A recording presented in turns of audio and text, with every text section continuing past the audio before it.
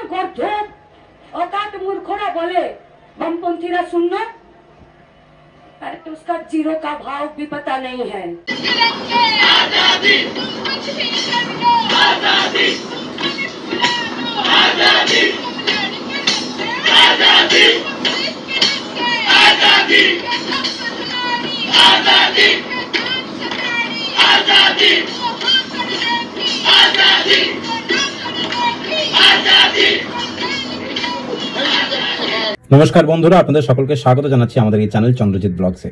বন্ধুরা, আজকে এই চ্যানেলের যে বক্তব্যগুলো আমি রাখতে চলেছি সেটা রাখবার আগে একটা মন থেকে লাল সালাম বলে আপনাদেরকে স্বাগত জানাচ্ছি। বন্ধুরা, ব্যাপারটা হচ্ছে এই যে প্রত্যেক সময় আমরা শুনে থাকি যে বামফ্রন্ট আজকের তারিখে বিধানসভাতে একটা সিটও তাদের নেই, এবং বিরোধীরা বলে থাকে, পার্টিকুলারলি যারা মোটামুটি আমরা যাদেরকে পাতে দিই না আর কি, ধরুন কুণাল ঘোষ এই জাতীয় লোকেরা, এরা বলে থাকে যে তোমরা মুখ খোলো না, তোমরা যতই মুখ খোলো তোমাদের তো শূন্য সিট।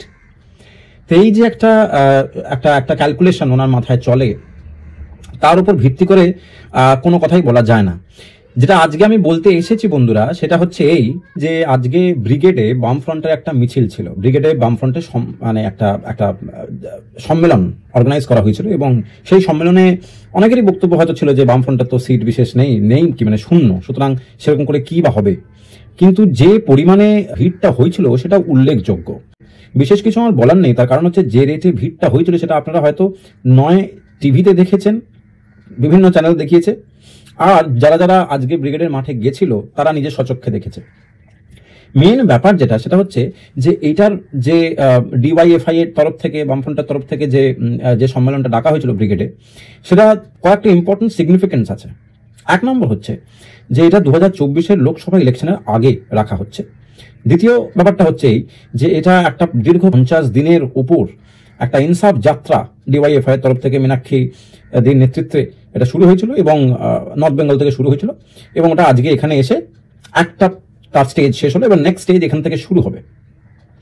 ইনসাফ যাত্রা আমরা আগেও একটা ভিডিও করেছিলাম। ইনসাফ যাত্রা বেসিক ফান্ডাটা হচ্ছে এই যে বাংলার নানান জায়গায় যেখানে যেখানে তৃণমূল অত্যাচার করেছে, এবং মোটামুটি সেরকম কোনো জায়গায় বাকি নেই আর কি, তো সে সব জায়গাতেই সব ক্ষেত্রে মানুষের পাশে এসে দাঁড়ানোর কাজ, এবং তাদের হয়ে ইনসাফ বা জাস্টিস ডিমান্ড করা। এবং এই যে ইনসাফ যাত্রা শুরু হয়েছিল সেটা আস্তে আস্তে আস্তে আস্তে তার ধার ধরছিল, বোঝাই যাচ্ছিল যে ওটা বেশ সাংঘাতিক, একটা বেশ ভালো পরিমাণে পার্টিসিপেশন দেখা যাচ্ছে। তার যে কালমিনেশন বা ক্লাইম্যাক্স পয়েন্টটা সেটা আজকে ব্রিগেডের মাঠে হলো। কাতারে কাতারে লোক, লক্ষ লক্ষ লোক, আমার আর কিছুই বলবার নেই, কিন্তু একবার আপনারা এই কয়েকটা সুন্দর জিনিস দেখে নিন।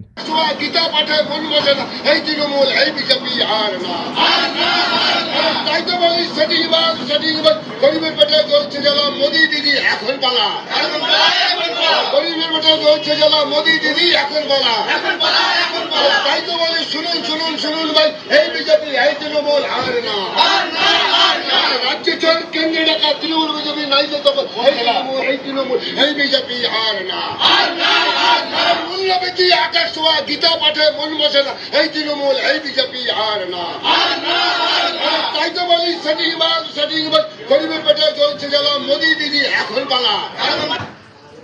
বন্ধুরা, আপনারা দেখলেন, এবং একটুখানি অ্যানালাইজ করার চেষ্টা করুন, একটু বোঝার চেষ্টা করুন যে যখন তৃণমূলের কোনো এরকম মিটিং হয় বা সম্মেলন হয় ব্রিগেডের মাঠে, যে কম্পোজিশন অফ মানুষজন আসে, যে যে যে যে কালচারাল বেসড মানুষগুলো আসে, আর যেটা এদের এখানে এলো, তাদের মধ্যে একটা বিস্তর ফারাক আছে।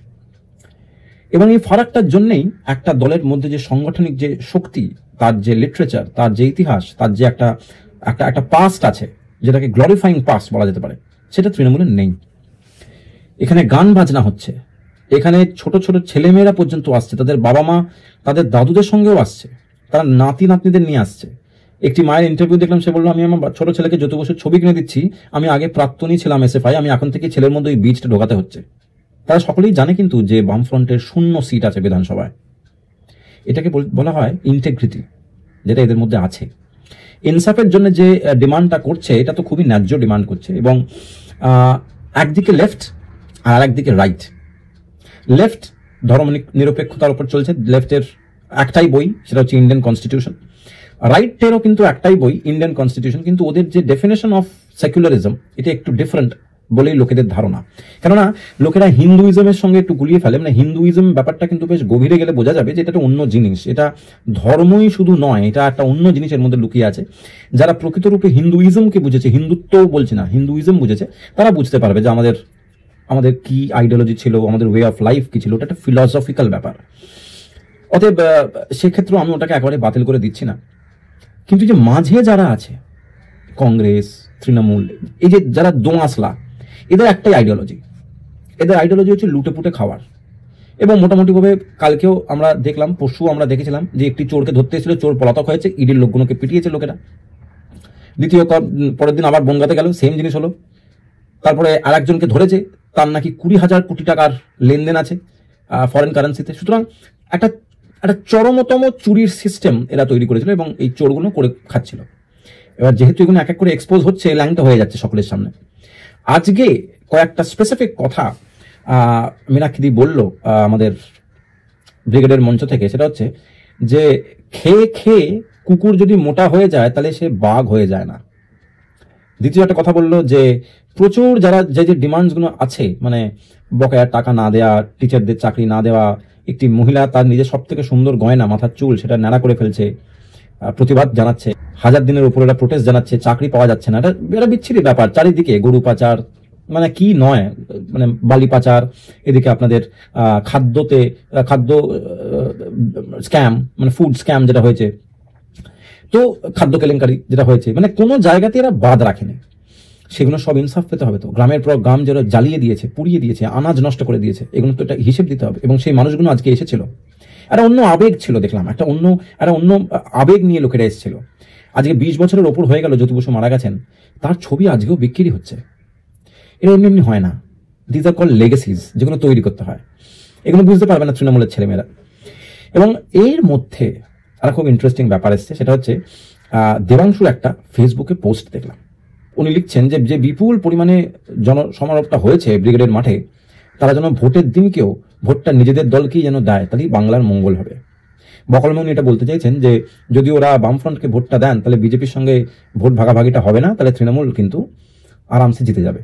মানে বাংলার মঙ্গল বলতে উনি যেটা বোঝানোর চেষ্টা করছেন সেটা হচ্ছে যদি বামফ্রন্টের লোকেরা বামফ্রন্টকেই ভোট দেয়, বিজেপিতে না দেয়, তাহলে বিজেপির ভোটটা কমবে, আর তাতে বাংলার মঙ্গল হবে, মানে বকলমে তৃণমূলের মঙ্গল হবে। এটাই উনি বলতে চাইছেন এবং সেই আবেগের জায়গাটা সুশুরি দিয়ে বলতে চাইলেন এবং খুব ভালো বললেন। মানে পলিটিক্স এরকম ভুইটি, এরকম শেয়ানাগিরি ভাবে লেখা ভালো, it is very nice. Point হচ্ছে যে যারা যারা বুঝতে পেরে যাচ্ছে তারা বুঝতেই পারছে যে গুড অ্যাটেম্প্ট। কিন্তু যাই হোক, তো দেবাংশুকে আমার কিছুই বলার নেই, আমি চিনিও না, যেটুকুনি চিনি সোশ্যাল মিডিয়া মারফতে চিনি। আর খুবই অপ্রাসঙ্গিক কয়েকটা কথা মাঝে মধ্যে বলে, আসলে ও বলে না, ওর যে দলটা তৃণমূল, সেই দলটার কোনো প্রাসঙ্গিকতা নেই। এরা বলছে যে তৃণমূলের ছেলেরা বলে যে সিপিএম এর ভোট নেই, সিপিএম এর সিট নেই। ভোট নেই তোমরা জানো না কোথায় আছে? ভোট তো তোমরা ঝেড়ে দাও। পঞ্চায়েতের ভোটে, ইলেকশন থেকে শুরু করে বিধানসভা, সব জায়গাতেই ইলেকশন বাংলায় মানেই হচ্ছে ভোট চুরি। তো ভোট কই? ভোট তোমাদের পকেটে। আজকে যদি ইলেকশনটা হওয়ার আগে ইলেকশন কমিশন তোমাদের এই যে 5 আসামিগুলো আছে তাদের যদি প্রিভেনশন অ্যান্ড ডিটেনশনের আন্ডারে অ্যারেস্ট করে নেয়, তারপর যদি ভোটটা করানো হয়, তারপর প্রকৃতরূপে ভোটটা হয়তো বোঝা যাবে।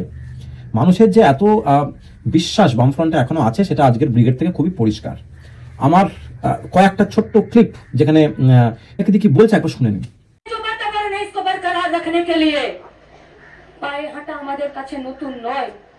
সংগঠনের আদর্শের প্রতি অবিচল আস্থা, নেতৃত্বদের শেখানো রাস্তা, সাধারণ মানুষের প্রতি দায়বদ্ধতা, সেই দায়বদ্ধতার জায়গাতে দাঁড়িয়ে এই লড়াইটা চলছে বিরামহীন। ইনসাফের লড়াই ক্ষণিকের লড়াই নয়, ইনসাফের লড়াই অবিরাম, ধারাবাহিক, দীর্ঘ।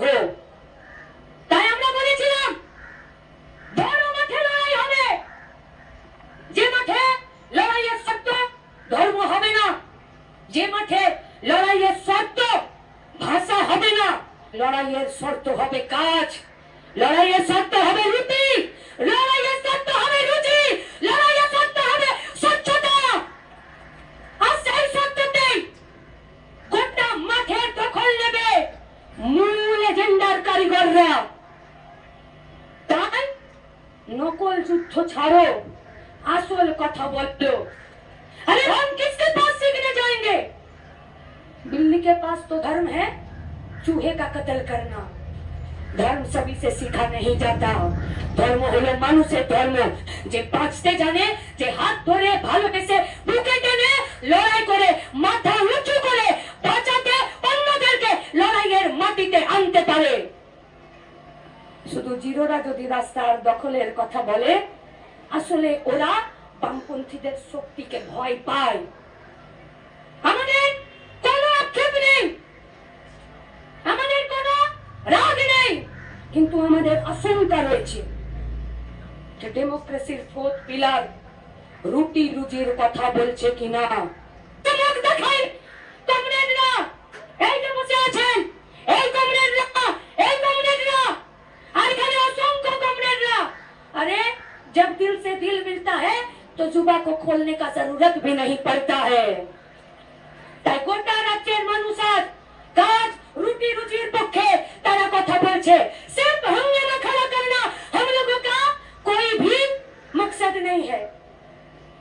আমাদের তো আসল কাজই হলো এই কোটা সিস্টেমটা বদল করার, তাই সিস্টেম বদলের লড়াই আছে। অনেক ছোট থেকে এসেছি ব্রিগেডের মাঠে, বাবার হাত ধরে। মঞ্চটা ওদিকে হতো, ওই কোণে গিয়ে বসতাম। আজও এসছেন ওনারা এখানে, যে আমার রাজ্য কমিটির, আমাদের রাজ্য কমিটির সদস্যরা এই গোটা চত্বর জুড়ে, আর আমাদের অসংখ্য 4000 ইউনিট কমিটি, 677টা লোকাল কমিটির যারা আমাদের কর্মীরা, আমাদের প্রাক্তনীরা যারা উপস্থিত আছেন, তারা ব্রিগেডের মাঠে নিয়ে আসার জন্য।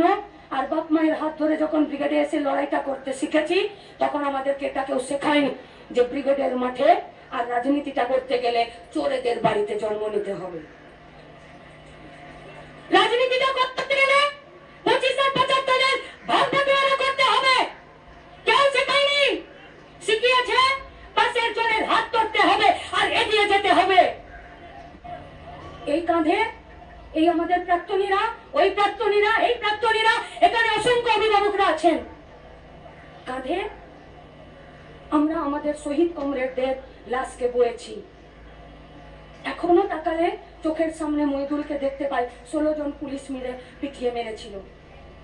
এখনো প্রথম সালেম খানের মিডিয়ার মাধ্যমে তার আর্তনাদটা কানে বারবার উঠে আসে।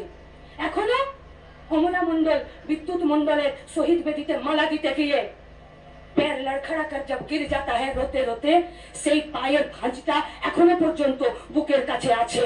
বন্ধুরা, আপনারা শুনলেন, এবং আমার বিশ্বাস যে মানে এই যে সমাবেশটা হয়েছিল ব্রিগেডের মাঠে, এটা একটা অন্যতম সমাবেশ। এখানে যে নবীন যে ব্যাপার, যে ইউথ এগিয়ে এসছে, সেটা সেটা সেটা একটা অ্যাবসলিউটলি একটা সত্য কথা। এবং being a part of a youth in Bengal, I believe কি এটা একটা নতুন রেভলিউশন আনতে চলেছে। এই ব্রিগেডটার একটা অন্য মর্যাদা আছে। এবং বুদ্ধদেব ভট্টাচার্য, আমাদের প্রাক্তন মুখ্যমন্ত্রী, তার শরীর খুবই খারাপ। তিনি নিজের বাড়ি থেকে একটা চিরকুটে লিখে পাঠিয়েছেন যে তিনি কি বলতে চান, সেটাও একবার শুনে নিন, যেটা মীনাক্ষী পড়ে শোনালো। কমরেড বুদ্ধদেব ভট্টাচার্য, সংগঠনের প্রতিষ্ঠাতা সম্পাদক, আমরা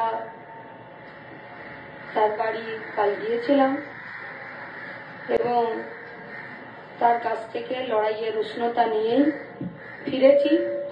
এবং যে বার্তাটা উনি ওনার স্ত্রী এবং ওনার মেয়ের মাধ্যমে আমাদের কাছে পাঠিয়েছেন, এটাই লড়াইয়ের ডাক, এটাই লড়াইয়ের কথা, এবং এটাই ডিওয়াইএফআই কে সংজ্ঞায়িত উনি করেছেন। যেখানে ডাক পড়ে, জীবন মরণ ঝড়ে আমরা প্রস্তুত, এটাই ডিওয়াইএফআই। সুতরাং ব্রিগেডের সমাবেশ সাফল্য মণ্ডিত হবেই। আমরা আমাদের প্রাক্তনী, আমরা আমাদের সংগঠক, আমরা আমাদের প্রাক্তন সম্পাদকের প্রতি আমরা অভিনন্দন, তার সুস্থতা কামনা করছি, আমরা তাকে লাল সালাম জানাচ্ছি। বন্ধুরা, তারপরে এই ব্রিগেডটা যখন শেষের দিকে এসে যায়, তখন ভারতের যে preamble, we the people of India having solemnly resolved to constitute India into a sovereign secular socialist democratic republic, এই জায়গাটাকে উনি সকলকে দাঁড় করিয়ে প্রতিজ্ঞা করালেন। এটা একটা খুবই উল্লেখযোগ্য ব্যাপার। এবং তার থেকেও উল্লেখযোগ্য ব্যাপার, যেটা তৃণমূলের মানে টনক নড়িয়ে দিয়েছে হবে এতক্ষণে, সেটা হচ্ছে যে পাশাপাশি কিন্তু সাইমালটেনিয়াসলি অভিষেক বন্দ্যোপাধ্যায়ের একটা মিটিং হচ্ছিল। এবং আনফর্চুনেটলি সেখানে কোনোই মেইন স্ট্রিম মিডিয়ার লোকেরা সেরকম করে টিভিতে সেই সময় দেখাচ্ছিল না। সকলের কিন্তু ফোকাস ছিল ব্রিগেডের মাঠ। তো বেচারা ফুটেজটাও খেতে পারলো না। তাই জন্য আমি এখন দেখলাম টিভিতে, এখন শেষের দিকে দেখাচ্ছে যে ওরা দেখি রাষ্ট্রগান, আমাদের যে ন্যাশনাল অ্যান্থেম, জনগণ মন একসঙ্গে মিলে দাঁড়িয়ে গাইছে। এবং খুবই দুর্ভাগ্যের ব্যাপার, কেউ এরম করে দাঁড়িয়ে আছে, হাতটা এরম করে, কেউ গান গাইছে, কেউ মাথার চুল ঠিক করছে, সকলের হাত সামনের দিকে এরম করে আছে, জানেও না মানে এটা যে অসম্মান করা হয় ন্যাশনাল অ্যান্থেমকে, এটা জানেও না। তো যাই হোক, আমি আর ওই বিষয়ে গেলাম না।